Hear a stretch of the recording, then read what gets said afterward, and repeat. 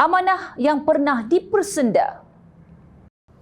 Amanah bukan parti picisan, bukan juga melukut di tepi gantang. Amanah adalah parti politik yang mempunyai ideologi Islam, progresif dan reformis.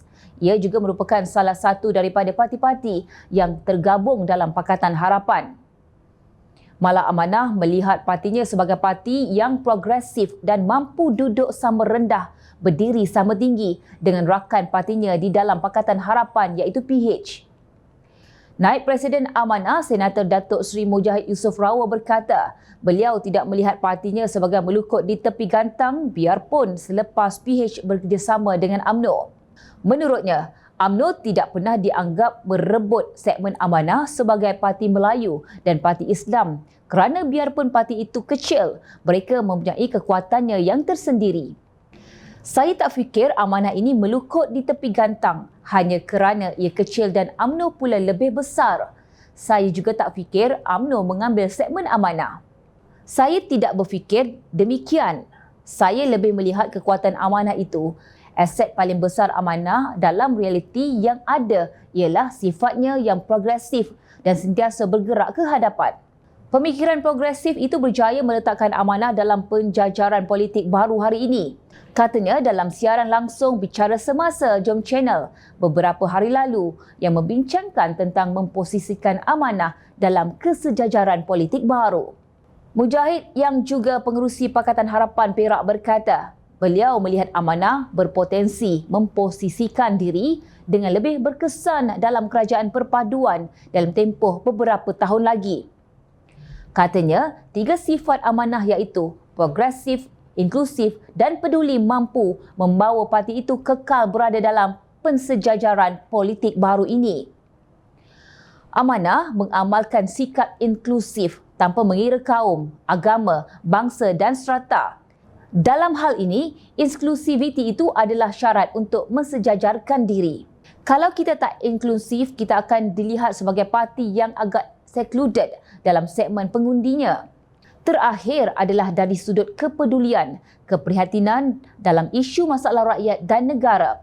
Itulah sebenarnya yang memposisikan Amanah apabila rakyat melihat ia sebuah parti yang sangat prihatin dan peduli dalam soal kebajikan rakyat, katanya lagi. Menurut bekas ahli Parlimen Parit Buntar itu, Amanah mempunyai aset paling besar iaitu dasar rahmatan lil alamin yang memandu untuk mencapai cita-cita politiknya. Saya selalu bertanya di mana kita silap kalau kita mengikut roh dari semangat Al-Quran. Where we can go wrong, Al-Quran sentiasa relevan pada setiap zaman dan ketika.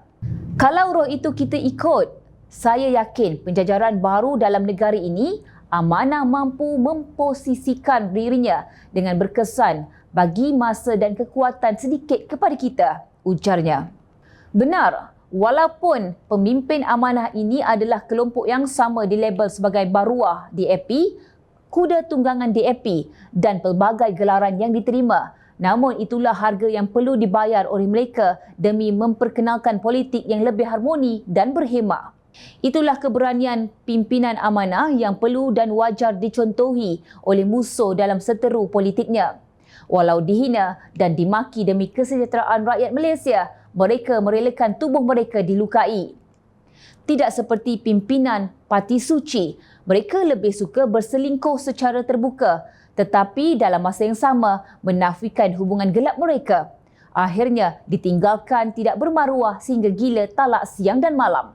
Parti progresif seperti Amanah amat diperlukan dalam politik negara. Amanah, sebuah parti politik di Malaysia yang diasaskan oleh sekumpulan bekas pimpinan PAS dinamakan G18 dan pernah dilabel sebagai pembelot demi sebuah kebenaran. Amanah kini berdiri gagah menafikan jangkaan Presiden Parti Suci kononnya hanya akan bertahan selama 6 bulan. Kini ahli parlimen mereka bergelar menteri, maka bertambah lagilah meroyan ketua walaun.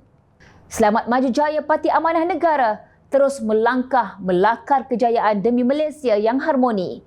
Usah dibiarkan penunggang agama terus membuat nista dan bermahajalela.